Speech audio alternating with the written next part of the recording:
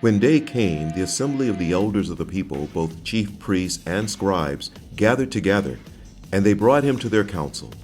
They said, "If you are the Messiah, tell us." He replied, "If I tell you, you will not believe, and if I question you, you will not answer.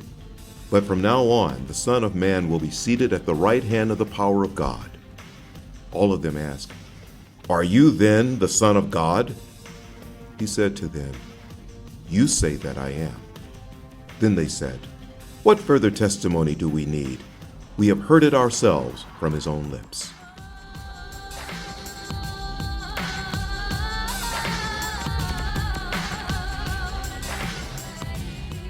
Now we're in the old city of Jerusalem, and we're standing on the Via Dolorosa, literally the way of sorrow.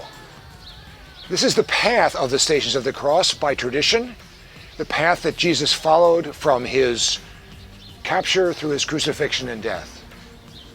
The third station is Jesus condemned by the Sanhedrin. Think of it. Jesus has been up all night, probably.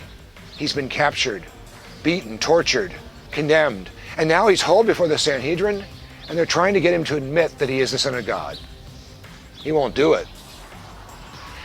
The Sanhedrin's goal seems to be to get Jesus to admit that he is the Messiah. Because if he admits that he's the Messiah, they have a case to take to the Roman rulers to get Jesus crucified.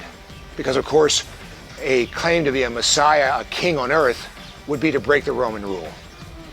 But Jesus isn't doing anything other than quoting the Old Testament.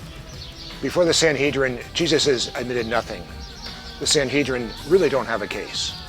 They will have to find another way to get Jesus crucified.